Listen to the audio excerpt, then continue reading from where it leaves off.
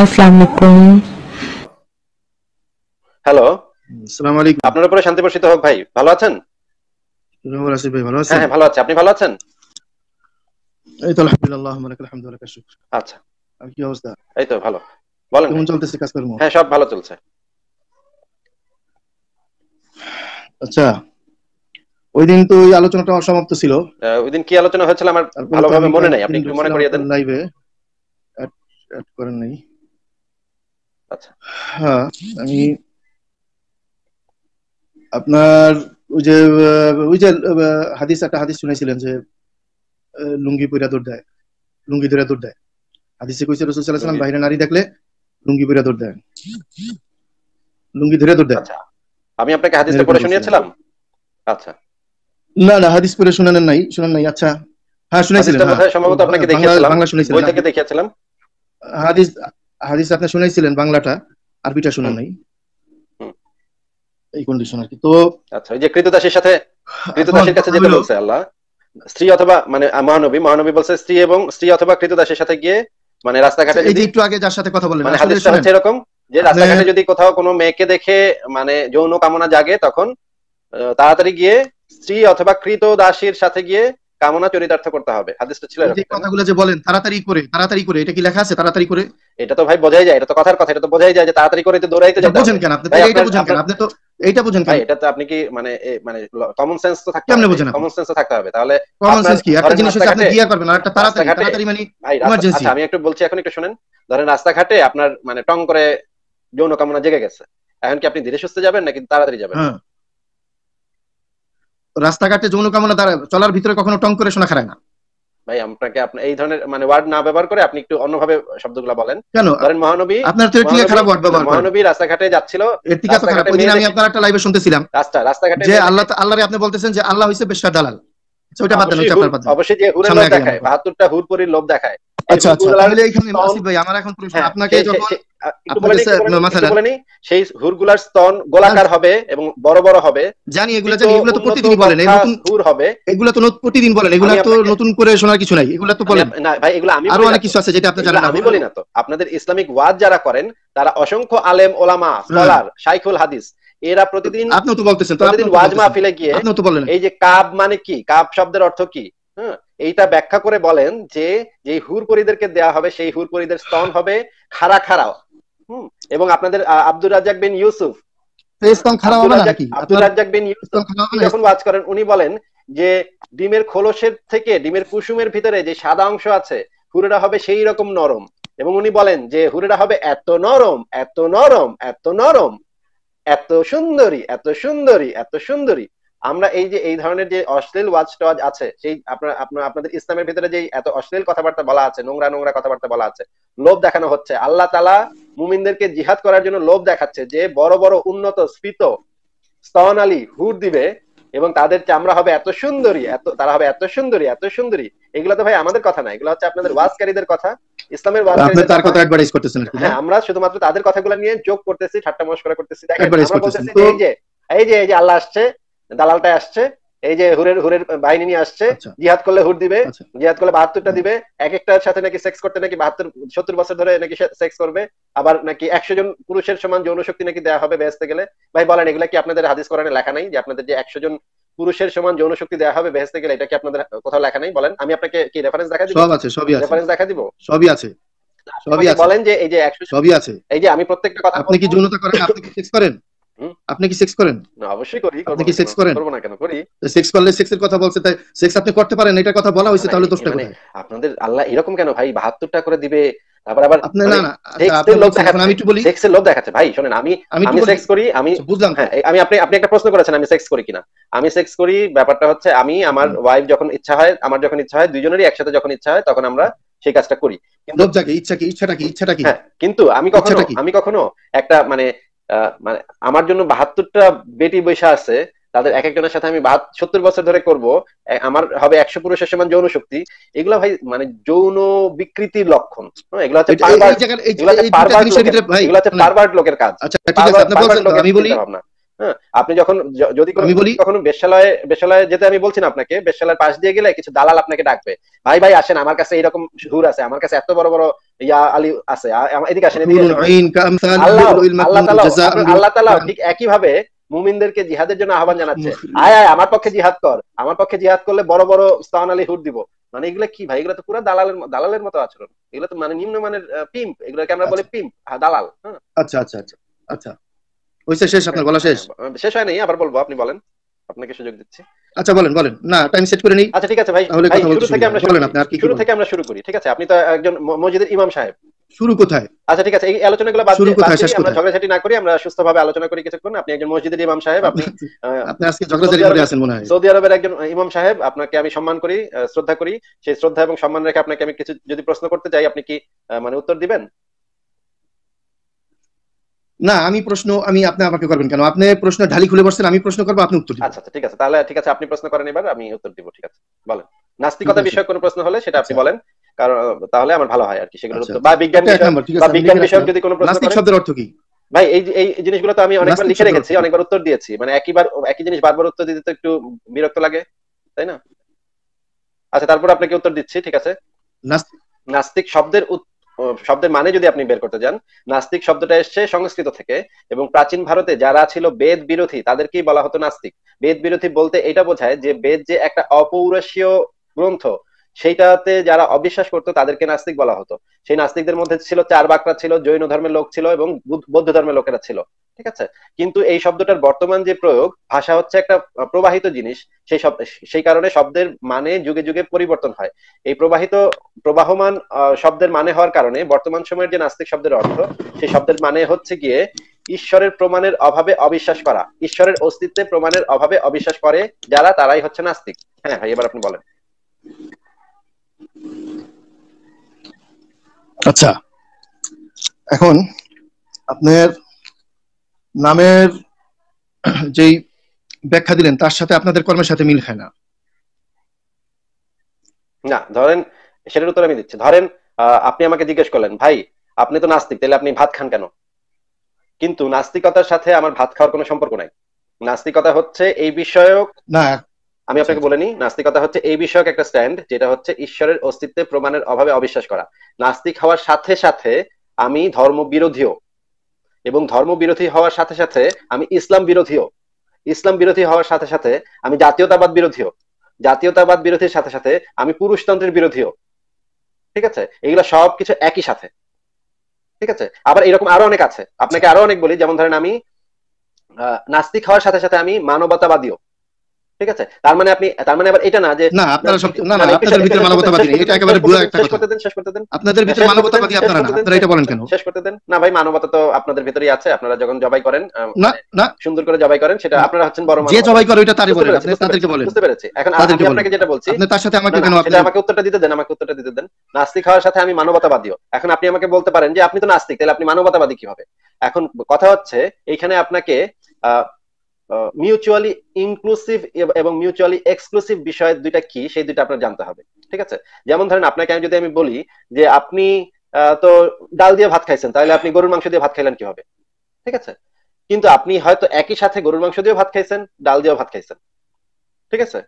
দুইটা হচ্ছে একই সাথে হওয়া সম্ভব, ঠিক আছে?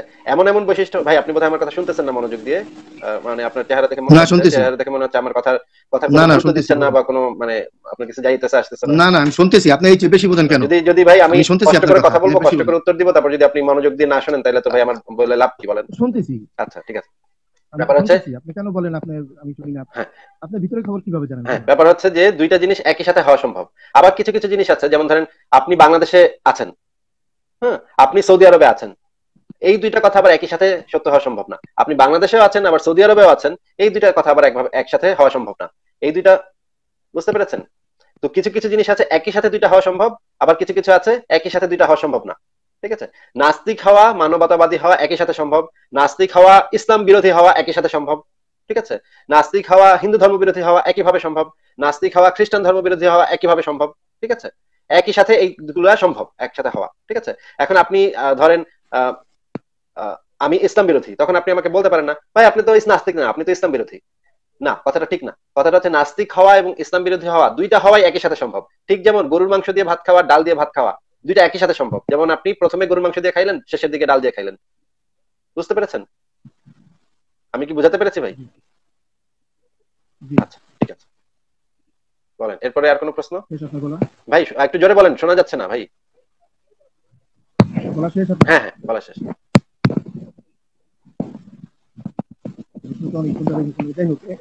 ভাই একটু কি জোরে বলতে পারেন ভাই? একটু জোরে ভাই, আপনার কথা অনেক আস্তে শোনা যাচ্ছে, একটু জোরে বলতে পারেন?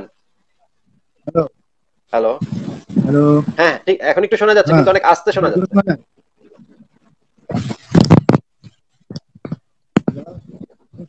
ভাই অনেক আস্তে শোনা যাচ্ছে ভাই, খুবই আস্তে হয়ে গেছে।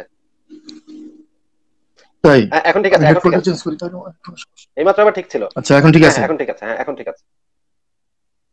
ওকে, আপনি একটু আগে যার সাথে আলোচনা করতেছিলেন যে নারীদের নিয়ে, নারীদেরকে ইসলাম ঠকাইছে, হ্যাঁ আচ্ছা, আইয়ামে জাহিলিয়াতের সময়টা তো আপনি জানেন, হ্যাঁ তার আগে নারীরা কোথায় ছিল এবং আইয়ামে জাহিলিয়াতের থেকে নারীদেরকে উত্তরণ করেছে কে? ইসলাম। আইয়ামে জাহিলিয়াতে নারীর অবস্থা কি রকম ছিল ভাই? ইসলাম আইয়ামে জাহিলিয়াতের সময় নারীর অবস্থা কি ছিল? হ্যাঁ ওই জায়গা থেকে জানি না, আপনাকে বলেন। আচ্ছা, তারা ওই জায়গায় ওই দাসী ভোগের পণ্য এরকমই ছিল, তাদেরকে হত্যা করা হয়তো, জীবিত কবর দেওয়া হয়তো, মেয়েদেরকে জীবিত কবর দেওয়া হয়তো, মেয়েদের কোনো অধিকার ছিল না। ছিল তো নাই, যখন মেয়ে হইতো তখন তাকে, মেয়েদের কি সম্পত্তির অধিকার ছিল ভাই? মেয়েদের সম্পত্তির অধিকার, তাদের কোনো অধিকার, তাদেরকে তো হত্যা করা, সামান্য অধিকারও ছিল না তাদের, না আরবরা সামান্যতম অধিকার ছিল। আইয়ামে জাহিলিয়াতের সময় তাদেরকে হত্যা করতো, তাদেরকে কবর দিয়ে দিত, ছোটবেলায় হত্যা করে ফেলতো। বাচ্চা 5 বছরের 4 বছরের বাচ্চাদেরকে হ্যাঁ কবর দিত। ভাই খুবই ভালো লাগলো শুনে যে ইসলাম এটা মানে খুবই ভালো কাজ করেছে। কিন্তু ভাই আমার তো কিছু প্রশ্ন আছে এখন, আমার কি আপনি কি আমাকে প্রশ্নগুলোর উত্তর দিবেন? আচ্ছা না, আমি বলি, আমি আমার বলা শেষ হয়নি, আমি আপনাকে যখন বলছেন তখন আমি আপনাকে, ভাই এই প্রসঙ্গে প্রাসঙ্গিক প্রশ্ন আছে, নোট করে রাখেন, আপনি পরে বলবেন।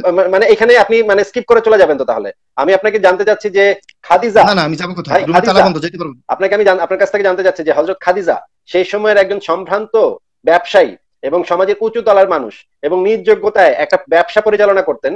তিনি একা মানুষ ছিলেন, বিধবা ছিলেন, ওনার আগে 2টা বিয়ে হয়েছিল, সেই 2 স্বামীর থেকেও তিনি সম্পত্তির অধিকার পেয়েছেন, তিনি আবার তার পিতার থেকে সম্পত্তির উত্তরাধিকার পেয়েছেন এবং সেটা নিয়ে তিনি বেশ জমজমাট একটা বিজনেস চালাতেন। সেই বিজনেসে হযরত মুহাম্মদকে তিনি চাকরি দিয়েছিলেন, হযরত মুহাম্মদ তার কাছে এসে চাকরি করত। আপনি যে ভাই বললেন যে সেই সময় নারীদের কোনো অধিকার ছিল না, বিন্দু মাত্র অধিকার ছিল না, একদম খুব খারাপ অবস্থা ছিল।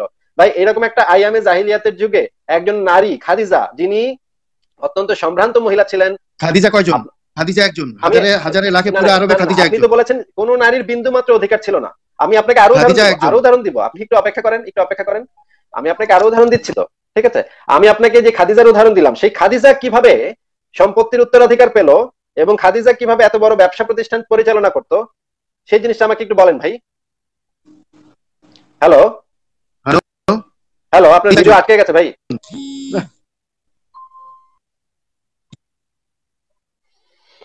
ওনাকে আরেকবার যুক্ত করি। জালালউদ্দিন রুমি ভাই, আপনি একটু যুক্ত হন এখানে। জালালউদ্দিন রুমি ভাই, আপনার ভিডিওটা আটকে গেছে এবং আপনার ফোন আসছে, আপনি একটু যুক্ত হন, আপনার লাইনও কেটে গেছে।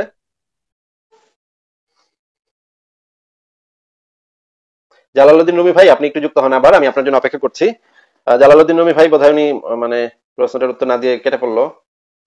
জালালউদ্দিন রুমি ভাই, ইমাম সাহেব আপনি ভাই আরেকবার একটু যুক্ত হন, আপনাকে আরেকবার যুক্ত করি। জালালউদ্দিন রুমি ভাই, আপনি কোথায়? এখানে একটা কমেন্ট করেন, আমি আপনাকে কমেন্ট করলে আপনাকে নিয়ে আসতেছি। আপনি যদি কারো কাছ থেকে প্রশ্নের উত্তরটা জেনে আসতে চান, আপনি জাস্ট আমাকে এই উত্তরটা দিবেন যে হযরত মুহাম্মদের প্রথম ওয়াইফ খাদিজা, তিনি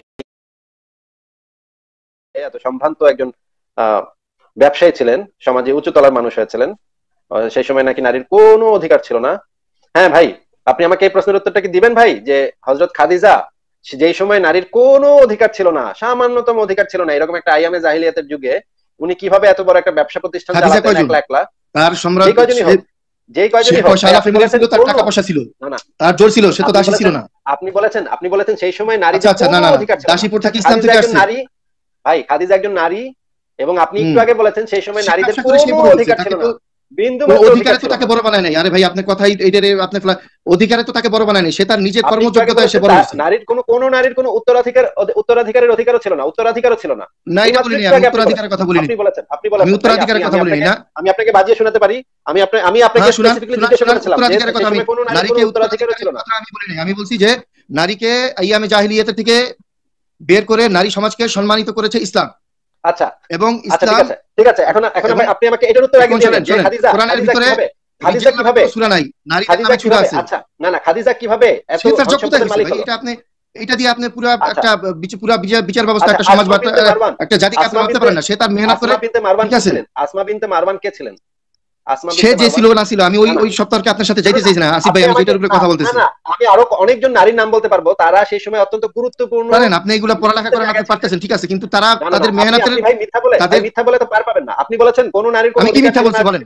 কেন তো কবর দেওয়া হইতো? আমি কি মিথ্যা বলছি? আরে ভাই, মুহাম্মদের সাহাবীরা এতগুলা অধিকারের বলে এই জায়গা আসছে না, তার নিজের এতগুলা করে মেয়ে বিয়ে করতো, আবার দাসী রাখতো, এত মেয়ে পাইতো কোথায়? যদি সব মেয়েকেই। আচ্ছা বলেন, আপনি কতক্ষণ বলবেন? আপনি বলেন। ওকে, আপনি বলার পরে আমি বলবো, আপনি আমার কথার ভিতরে বাম দিবেন না। মেয়েকে জন্মের সময় যদি মাটিতে পুঁতে ফেলা হতো, তাহলে এত মেয়ে, এত গন্ডায় গন্ডায় বিয়ে করার মতো এত অজস্র মেয়ে কোথায় পাইতো তারা? আকাশ থেকে পড়তো এত মেয়ে? আসমান থেকে নাজিল হইতো মেয়ে যে দাসী রাখতো, তারপরে মানে বিয়ে করতো এতগুলা করে? মানে আবু বকর বিয়ে করছে 4টা, বাকি সমস্ত খলিফা বিয়ে করছে 10-12টা করে। শুধুমাত্র আবু বকর করছে 4 খান, বাকিগুলা করছে একদম 10-12। এরা তো বিয়ে কইরা করছে, আর আপনারা তো আপনারা চান কি বিয়ে ছাড়াই এমনি মুখ মারবো নাকি? যেখানে মোহাম্মদ বলছে মুমিনদের জন্য 4টা, সেখানে অন্যান্য মানে খলিফারা 10-12টা করে বিয়ে করছে, এবং আপনার নবীও করছে অনেকগুলা, 13টার মতো। আরো অনেকগুলা মানে দাসীও ছিল, দাসীদের সাথে করতো। মারিয়া কিপ্তিয়া ছিল, রায়হানা ছিল, দাসীদের সাথে তো করতো। তাহলে কি আচ্ছা মানে এত নারী পাইতো কোথায়? মানে নারী কি আসমান থেকে পয়দা হইতো? আসমান থেকে নামতো? আপনি তো বলতেছেন যে মেয়েদের জন্মের সময় নাকি পুঁতে ফেলা হইতো। আপনি আমাকে সবাইকে তো আর দেওয়া হইতো না রে ভাই, সবাইকে দিলে তো আর মানুষ থাকতো না। কিন্তু তখন এরকম প্রচলন ছিল, একটা দুইটা কথা দিয়ে এরকম রেফারেন্স দিয়ে বলেন যে কোন কোন লোকের মেয়েকে মাটিতে পুঁতে ফেলা হয়েছে, কোন হাদিসে আছে এটা?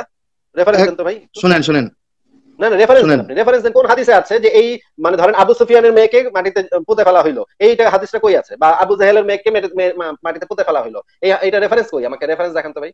এমন কোন রেফারেন্স দেখাতে পারবেন যে অমুকের মেয়েকে মাটিতে পুঁতে ফেলা হয়েছে? এরকম কোন রেফারেন্স দেখাতে পারবেন?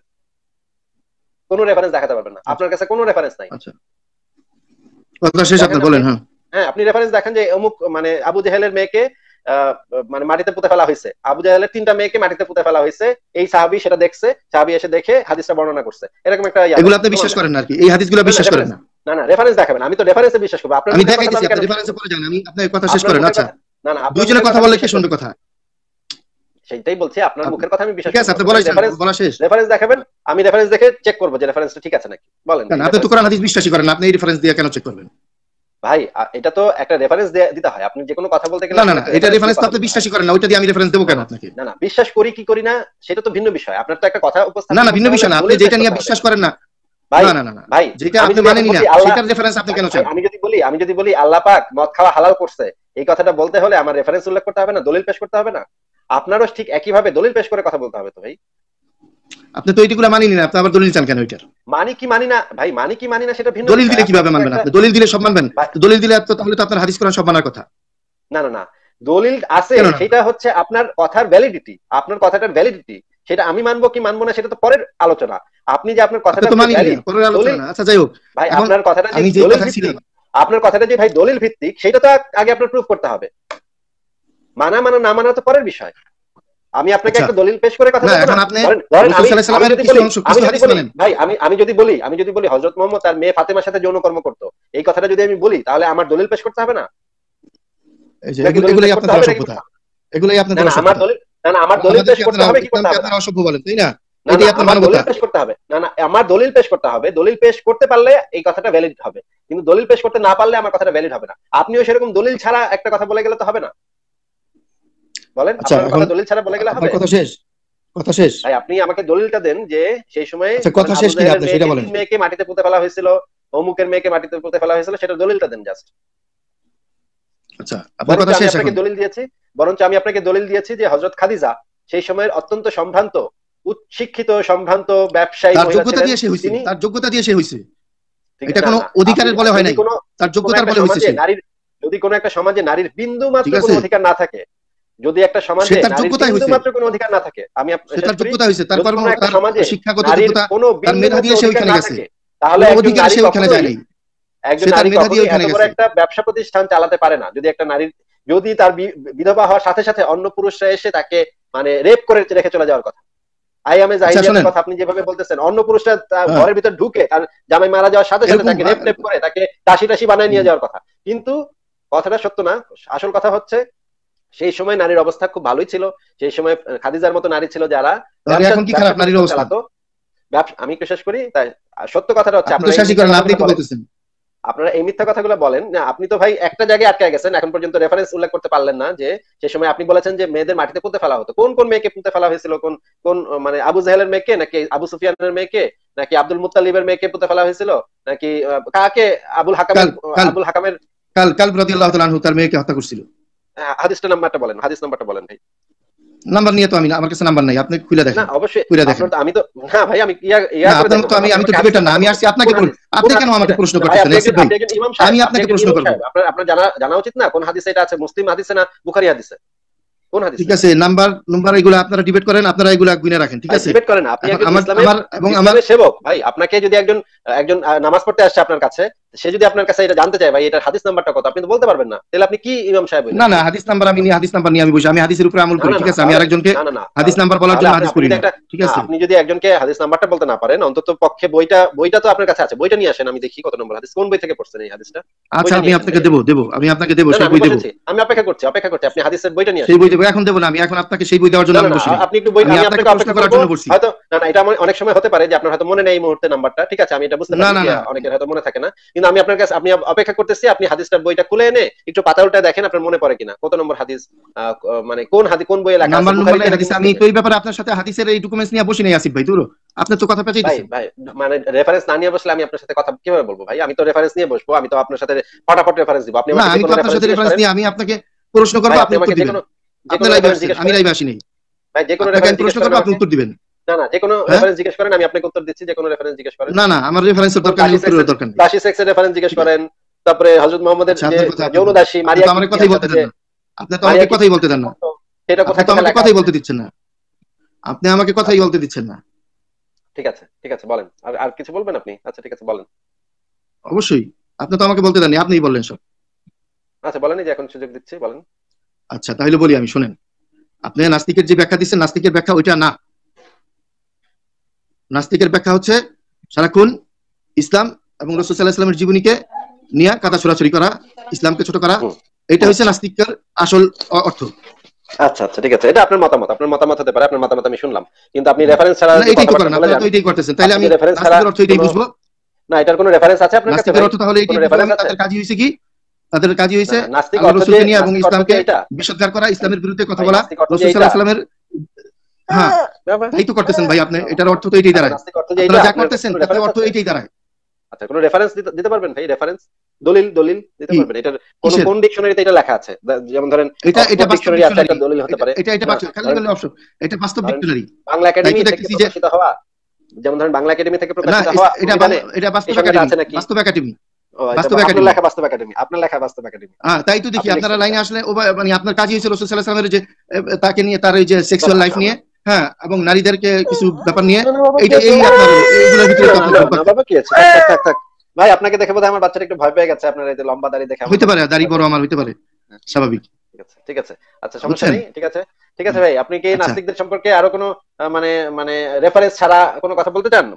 বলতে পারেন, আপনাকে বলতে দিচ্ছি। আপনারা যখন সামনে এটার অর্থ এটা করেন। আচ্ছা হযরত মুহাম্মদ সম্পর্কে আমি একটা মিথ্যা কথা বলেছি, এরকম একটা মিথ্যা কথার উদাহরণ আপনি আমাকে দিতে পারবেন? হযরত মুহাম্মদ সম্পর্কে একটা মিথ্যা কথা বলেছি, এরকম উদাহরণ দিতে পারবেন? মিথ্যা বলেছেন আপনি। এই যে মারিয়া কিপ্তিয়া নামক একজন দাসীর সাথে হযরত মুহাম্মদ যৌনকর্ম করে ইব্রাহিম নামক বাচ্চা পয়দা করেছিল, এটা কি সত্য নাকি মিথ্যা? এটা তো মিথ্যা, আপনার হিসাবে মিথ্যা, আপনার হিসাবে একরকম, আমার হিসাবে সে বিবি ছিল, বলছিল। আমি এখন তাহলে আপনি তো বিশ্বাসই করেন না, আপনি তো কোরআন হাদিস বিশ্বাসই করেন না, কেন আপনি ওইটা রেফারেন্স দেখান আসিফ ভাই? আপনি তো কোরআন মানেন না, হাদিস মানেন না, এগুলো সব গ্রন্থে লেখা আছে। না এটা তো আপনাদের, তো আমাদের গ্রন্থ আমরা পড়ব, আপনি আপনার গ্রন্থ বের করেন। আপনি আপনার গ্রন্থ থেকে আপনি এটার বিরুদ্ধে আপনি না ভাই, আপনার গ্রন্থ, আপনাদের নাস্তিকদের গ্রন্থ কোথায়? আপনি হইছেন নাস্তিক, ইসলামের বিরোধী, মানে নাস্তিক, আপনি ইসলাম মানেন না, অথচ আপনি সারাক্ষণ কোরআন হাদিস নিয়েই আপনি কথা বলতেছেন, এটা বুঝলাম না। সরি ভাই, আপনার আগের কথাগুলো আমি শুনতে পাইনি, আমার বাবু হেডফোনটা টেনে নিয়ে গেছিল। আপনি আরেকবার বলেন, কি বলছিলেন? যে বললাম যে আপনাদের বই কোথায়, আপনাদের কিতাব থেকে আপনারা দিবেন। এটা তো আপনি যেটা মানেন না সেটা থেকে, আপনি সবিরোধী লোক, আপনি যেটাকে মানেন না সেটা থেকে আপনি রেফারেন্স দিতেছেন, কোরআন থেকে হাদিস থেকে আপনার ছোট আলোচনা। এখন আপনাকে আমি অনুরোধ জানাই ভাই, অনুরোধ জানাই, আপনার বাসায় কি ইবনে কাসিরের তাফসীর আছে? না, আমার কাছে কোনো তাফসীর নেই, আমার কথা ওইটা না। আমার পয়েন্ট হইছে যেহেতু আপনি কোরআন হাদিস মানেন না, কোরআন হাদিস যেহেতু আপনি তো মানেন না, ওটা এখন থাকলেই কি না থাকলেই কি? আসিফ ভাই আপনি তো কোরআন হাদিস মানেন না, তাহলে আপনি না কোরআন হাদিস মানি না মানি কি মানি না সেটা ভাই ভিন্ন আলোচনা। মানা না মানা ভিন্ন আলোচনা। হাদিস কি বলেন তো? হাদিসের সংজ্ঞা কি বলেন তো? ভাই হাদিসের সংজ্ঞা আমি জানি, আপনাকে আমি জিজ্ঞেস করেছি, আপনার কাছে আপনি কি কখনো পড়েছেন ইবনে কাসিরের তাফসীর পড়েছেন? এগুলা পড়ছি কি করি নাই ওইটা আপনি জিজ্ঞেস করেন। আমি বলতেছি যে আপনি যেটা মানেন না সেইখান থেকে আপনি কেন রেফারেন্স দিবেন? আপনি দিবেন আপনার কিতাব থেকে, আপনাদের কি দলিল আছে সেখান থেকে আমি রেফারেন্স দিতে পারি আপনার কাছে। শুনেন আসিফ ভাই, যেমন ধরেন আচ্ছা এই প্রশ্নের উত্তর দিই, এই প্রশ্নের উত্তর দিই আমার ভালো ভাই, আমি না এই প্রশ্নের উত্তর দিই। আমি একটা আমার মোবাইল বের করলাম, এই যে একটা পানি ভাই এই প্রশ্নের এই যে একটা পানি, ঠিক আছে, এই পানিটা আমার, আমাকে একটু বলতে দেন। আপনি বলছেন এই পানিটা ভালো আছে, সেই প্রশ্নের উত্তরটা দিয়ে নি ভাই, প্রশ্নের উত্তরটা দিয়ে নি, তারপর আপনি আবার আপনাকে বলতে দিব। ধরেন হিটলার একজন নাৎসি নেতা। নাৎসি মানে তো বোঝেন, নাৎসি মানে তো বোঝেন নাকি? নাৎসি বোঝেন তো? আচ্ছা নাৎসি মানে না বুঝলে আমাকে বলেন, আমি তাহলে বুঝিয়ে দিব নাৎসি মানে। আপনি নাৎসি মানে বোঝেন নাকি বোঝেন না? না বুঝলে আমাকে বলেন, আমি বুঝিয়ে দিব, সমস্যা নেই। ওই হিটলার যাদেরকে হত্যা করেছিল তারা নাৎসি আর কি, ইহুদি নাকি? না না না, হিটলারের দলটার নাম ছিল, যারা তারা যে মতাদর্শে বিশ্বাস করতো সেই মতাদর্শটাকে বলা হয় নাৎসিবাদ। নাৎসি নাৎসি মানে হচ্ছে তারা হচ্ছে উগ্র জাতীয়তাবাদী, যে যাদের চামড়া সাদা এবং যারা হচ্ছে গিয়ে মানে যাদের রক্ত হচ্ছে জার্মান, তারাই হচ্ছে পিওর ব্লাড মানে বিশুদ্ধ রক্ত, রাজকীয় রক্ত। বাদ বাকি সবাই হচ্ছে গিয়ে গরু ছাগল, বাদ বাকি সবাই গরু ছাগল, সবাই মেরে ফেললেও কোনো সমস্যা নেই। এটা হচ্ছে নাৎসিবাদের মূল তত্ত্ব, ঠিক আছে? নাৎসিবাদ বলে যে এরকম যে শুধুমাত্র যারা জার্মান, পিওর জার্মান, একদম বিশুদ্ধ জার্মান, শুধু তারাই হচ্ছে পৃথিবীতে শাসন করবে, আর বাদ বাকিগুলো দাসের মতো থাকবে। বাদ বাকি যে জনগোষ্ঠী আছে তারা সবাই দাসের মতো থাকবে। এটা হচ্ছে নাৎসিবাদের। দাসের মতো থাকবে না, দাসী ছিল, একসময় তো দাসী ছিল। হ্যাঁ দাসপ্রথা ছিল। এটা হচ্ছে নাৎসিবাদের অন্যতম মূল কথা, ঠিক আছে?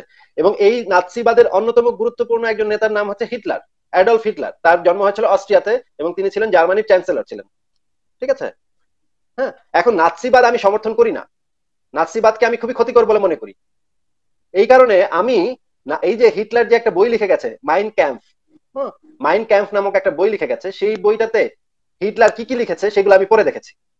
পড়ে দেখে আমি দেখেছি যে এই বইটার ভিতরে সে এমন এমন বাজে কথা লিখে গেছে, পৃথিবীর মানুষদের সম্পর্কে এমন বাজে বাজে ধারণার কথা লিখে গেছে, যে যেই ধারণাগুলো অত্যন্ত ক্ষতিকর ধারণা, অত্যন্ত মর্মান্তিক, বর্বর এবং জঘন্য ধারণার কথা লিখে গেছে, ঠিক আছে? এখন আমি হিটলারের মতাদর্শ সমর্থন করি না, নাৎসিবাদও সমর্থন করি না, কিন্তু আমি হিটলারের বইটা পড়ি জানার জন্য যে হিটলার কি চিন্তা করত, হিটলার কতখানি বর্বর ছিল, হিটলার কতখানি জঘন্য মানুষ ছিল। এখন হিটলারের বিষয়ে যখন আমি আলোচনা করব, তখন আমি এই হিটলারের লিখিত মাইন ক্যাম্প বই থেকে রেফারেন্স দিব, যে এই বইয়ের এত নম্বর পৃষ্ঠায় হিটলার লিখেছে যে সে ইহুদিদের হত্যা করতে চায়, সে কালো মানুষদের। এটা হিটলারের বই, এটা তো ঐশী গ্রন্থ না, এটা তো ঐশী গ্রন্থ না, এটা হিটলারের বই। হিটলারের ঐশী গ্রন্থের সাথে আপনি হিটলারের বইয়ের তুলনা দিতে পারেন। আমি আপনাকে যে জিনিসটা বোঝাতে যাচ্ছি, যে একটা বইয়ের সমালোচনা করতে হলে সেই বইটাকে সমর্থন করতে হবে এমন কোনো কথা নেই, বা মানতে হবে এমন কোনো কথা নেই। আমি সেই বইটা পড়ে সেই বইটার ভিতরে কি কি খারাপ দিক আছে সেই জিনিসগুলো বের করে সেটা সমালোচনা করতে পারি। এটা নেসেসারি না বা এটা জরুরি না, এটার ভিতরে নাই তো, নাই খারাপ দিক নাই, যেটা আগেই বলে দিয়েছে লা রাইবা ফি হুদাল লিল মুত্তাকিন। ভাই এটা অত্যাবশ্যকীয় না যে আমার, ভাই এটা অত্যাবশ্যকীয় না যে আমার ওই বইটাকে মানতেই হবে। পৃথিবীর ইতিহাসে এমন এমন অনেক বই লেখা হয়েছে যে বইগুলা ছিল অত্যন্ত বর্বর এবং সমালোচনা করা উচিত বইগুলার, কিন্তু ওই বইগুলা থেকে রেফারেন্স দিতে হলে যে আমার ওই বইগুলা মানতে হবে, ওই বইগুলা পালন করতে হবে এমন কোনো কথা নেই। তাহলে তো ভাই আমি হিটলারের বই পড়েছি, তাহলে তো আমি নাৎসি হয়ে গেছি? আমি তো নাৎসি না, তাই না? হিটলারের বই তো ঐশী গ্রন্থ না, হিটলার এটা দাবি করেন। হোক না ঐশী হোক, যে কোনো কিতাব, যে কোনো গ্রন্থ আপনি যদি সমালোচনার উদ্দেশ্য করেন, আপনি সেখান থেকে রেফারেন্স দিতে পারেন। তার মানে এটা না যে আপনার ওই বইটা মানতেই হবে। মানাটা না মানাটা আপনার ব্যাপার, কিন্তু আপনি পড়তে পারেন এবং রেফারেন্স দিতে পারেন এখান থেকে। এটা বুঝতে পেরেছেন ভাই? আপনাকে আমি অনেক ব্যাখ্যা করে বুঝাইছি, তারপরে যদি আপনি মানে যদি না বুঝতে পারেন, আমি কিন্তু না, এখন আপনাদের কি আছে সলিউশন? ভাই ভেঙে ভেঙে আপনাকে কষ্ট করে বুঝাই দিচ্ছি, আপনি যেন ভালো করে বুঝতে পারেন, সেজন্য আমি টু দি পয়েন্ট আপনাকে বুঝাইছি, আমি সৎ ভাবে আপনাকে বোঝানোর চেষ্টা করছি। এরপরে যদি আপনি না বোঝেন তাহলে আমার আর কিছু বলার নাই বা করার নাই, বুঝেছেন? আচ্ছা, না এখন আপনাদের কি কোনো কিতাব আছে অথবা আপনাদের কাছে কোনো জীবন ব্যবস্থা আছে? না, আমাদের অপরিবর্তনীয় কোনো জীবন ব্যবস্থা নাই, কারণ আমরা মনে করি নৈতিকতা, মোরালিটি। তাহলে জীবন ব্যবস্থা না, হ্যাঁ, একটা যে আমার পানিটা ভালো, আপনার এই পানির বিপরীতে যখন আপনি আরেকটা পানি আনবেন যে ভাই ওইটা থেকে আমারটা ভালো, তুমি আমারটা গ্রহণ করো। না না না, এটার উত্তর আমি দেই তাহলে, এটার উত্তর আমি দেই ভাই। তাহলে ধরেন আপনি একটা বাসা বানাইছেন, আপনি একটা বাড়ি বানাইছেন, সেই বাড়িটা ভূমিকম্প হলে যে কোনো সময় ধসে পড়তে পারে, ঠিক আছে? হালকা ভূমিকম্প হলেই যে কোনো সময় ধসে পড়তে পারে, এবং আপনার পরিবারের যে সদস্যরা আছে তাদের মাথার উপরে ছাদ ভেঙে পড়লে তারা মারা যেতে পারে। এখন আমি ধরেন একজন ভূমি পরীক্ষক, মাটি পরীক্ষক, ঠিক আছে? আমি আপনাকে এসে বলতে পারি, ভাই আপনারা যে বাসাটা বানিয়েছেন সেটা যে কোনো সময় ভূমিকম্প হলে বাসাটা ভেঙে আপনার মাথায় পড়ে আপনারা পরিবারবর্গ মারা যেতে পারেন। এখন তার মানে এটা না যে আমাকে একটা নতুন বাসা বানিয়ে দিয়ে আপনাকে বলতে হবে যে আপনার বাসাটা খারাপ, সেটা না। আমি আপনাকে নতুন বাসা বানিয়ে না দিয়েও আপনাকে বলতে পারি, আপনাকে সাবধান করতে পারি যে ভাই আপনার পরিবার সহ আপনার জাতির একটা ধর্মের সাথে আপনি বাসা তুলনা দিতেছেন। একটু শুনে নিন। আপনাকে আমি বলতে পারি যে ভাই আপনাকে কিন্তু আমি জোর করতে পারি না যে আপনাকে জোর করে টাইনা ঘর থেকে বের করে নিয়ে আসবো, তা আমি করতে পারি না। কিন্তু আপনাকে আমি সাবধান করতে পারি যে ভাই আপনি যেই ঘরে বসবাস করতেছেন সেই ঘরের ছাদটা অনেক লোহা দিয়ে বানানো, অনেক সিমেন্ট দিয়ে বানানো, এবং ভূমিকম্প হলে যে কোনো সময় মাথায় ভেঙে আপনার বাচ্চা কাচ্চা সব মারা যেতে পারেন। তার মানে এটা না যে আমার একটা নতুন বাসা বানিয়ে দিয়ে আপনাকে বলতে হবে যে আসেন এই বাসায় নতুন বাসায় আসেন। নতুন বাসা না বানিয়ে দিয়েও আমি আপনাকে সাবধান করতে পারি, কারণ হচ্ছে এটা হচ্ছে সাবধান করাটা হচ্ছে আমার অধিকার, আমার উচিত আপনাকে সাবধান করা। তারপরে আপনি না শুনলে না শুনবেন, সেটা তো আপনার ব্যাপার, আমি তো আপনাকে জোর করতেছি না, আপনি ওই বাসাতেই থাকেন, কোনো সমস্যা নেই। কিন্তু আমার সাবধান করার কথা, আমি সাবধান করার কাজ আমি সাবধান করবো ভাই, যে আপনি যে বাসাতে থাকতেছেন সেই বাসাতে জঙ্গি পয়দা হতে পারে, মানুষজন মানে সাম্প্রদায়িকতা শিখতে পারে, বিভেদ শিখতে পারে, নোংরা জিনিসপত্র শিখতে পারে, দাসী সেক্সের মতো জিনিস শিখতে পারে। ভাই এই জিনিসগুলো তো আমি সাবধান করবো। তারপরে যদি আপনি না মানেন তাহলে এটা আপনার ব্যাপার, ঠিক আছে? হ্যাঁ বলেন। আচ্ছা এই হ্যাঁ ভাই, আমি আপনাকে যথেষ্ট সম্মান দিয়ে যথেষ্ট ভদ্রভাবে আপনার সাথে আমি কথা বলেছি, এবং আমি জানি যে আমি সৎভাবে আপনাকে বোঝানোর চেষ্টা করেছি। তারপরে আমি জানি যে আপনি হয়তো বুঝবেন না, কারণ আপনার ধর্ম শিক্ষাটাই এত বছর পর্যন্ত আপনি শিখে আসছেন যে জিনিসগুলো, সেগুলো থেকে হয়তো আপনি বের হতে পারবেন না। কিন্তু ভাই আমি যথেষ্ট মানে যেটা বললেন যে একটা ঘরের উদাহরণ দিয়ে, ঘরের উদাহরণ দিয়ে যেটা আপনার বোধগম্য হয় ভাই, আপনার যে ঘরের উদাহরণটা দিলেন এটা জীবনের একটা অংশ, তাই না? ভাই এমন একটা অংশ দিয়ে আপনি একটা পুরো জীবনের হয় ভাই, উদাহরণগুলো এমন ভাবে দিয়েছি যেন ঘর বানানো জীবনের একটা অংশ দিয়ে আপনি পুরো জীবন ব্যবস্থার উদাহরণ তো দিতে পারেন না। অবশ্যই মানে এটার সাথে এটা মেলে না, এটা অবশ্যই আপনি সঠিক কথা বলেছেন, কিন্তু আপনাকে বোঝানোর জন্য এই উদাহরণটা আমার দিতে হয়েছে। আমি আরো অনেকগুলো উদাহরণ দিতে পারি। যেমন ধরেন আপনি যেই খাবার খান, সেই খাবারে যদি পয়জনাস জিনিস থাকে, বিষাক্ত জিনিস থাকে, বা আপনি যেই টিউবওয়েলের পানি খান সেই টিউবওয়েলে যদি আর্সেনিক থাকে, আমি আপনাকে এসে বলতে পারি ভাই আপনার টিউবওয়েলে যে পানিটা খান সেটাতে আর্সেনিক আছে, এবং আর্সেনিকটা আপনার জন্য শরীরের জন্য ক্ষতিকর হতে পারে, এটা আমি আপনাকে সাবধান করতে পারি। তার মানে এটা না যে আমাকে আপনার নতুন পানি প্রোভাইড করে আপনাকে নতুন পানি দিয়ে তারপরে আপনাকে বলতে হবে, তা না। আমি বলতে পারি, আমি যদি মানে পানি পরীক্ষক হই তাহলে আমি এসে বলতে পারি যে এই যে আর্সেনিকের মাত্রা আপনার পানিতে বেশি পাওয়া গেছে ভাই, এখান থেকে আপনি একটু সাবধানে থাকবেন, অথবা আপনি পানিটা ফুটায় খাবেন। হ্যাঁ, এইগুলো আমি বলতে পারি আপনাকে। বা পানিটা ফুটা খেলেও আর্সেনিক যায় না, কিন্তু আপনাকে আমি অন্য কোনো পদ্ধতি বলে দিতে পারি যে এইভাবে। আসিফ ভাই ওইসব কথা বলে সময় নষ্ট করার দরকার নেই। তার মানে আপনাদের কাছে এখনো কোনো জীবন ব্যবস্থা নাই, তাই না? এই তো সারমর্ম এই। জীবন ব্যবস্থা আমার কাছে নাই, আপনার কাছে আছে। আমার কাছে তো আছেই। এখন আপনি যখন আমাকে ওইটা ছাড়তে বলবেন বা ওইটার ফল ধরবেন, তখন অবশ্যই পাশাপাশি আপনি আমাকে ভালো একটা অফার দিয়ে তারপরে বলবেন ভাই এইটা ভালো অফার, ওইটা তুমি ছাড়ো। নাস্তিকতাবাদের কেতাব আপনার কাছেই আছে ভাই। কোথায় আছে জানেন? এই আপনার টুপিটার নিচে, মগজে আপনার টুপিটার জাস্ট একটু নিচে মগজ, আপনার যে মগজটা আছে না মাথার ভিতরে, আপনার যে ব্রেইনটা আছে না মাথার ভিতরে, এইটাই হচ্ছে নাস্তিকতাবাদের কেতাব মনে করেন। আপনি আপনার মগজটা যখন খাটাতে শিখবেন, কিন্তু আপনি যখন আপনার মগজটাকে খাটাতে শিখবেন, আপনার যুক্তি, নাস্তিকতার অর্থ, নাস্তিকতার এই হচ্ছে ভিন্ন।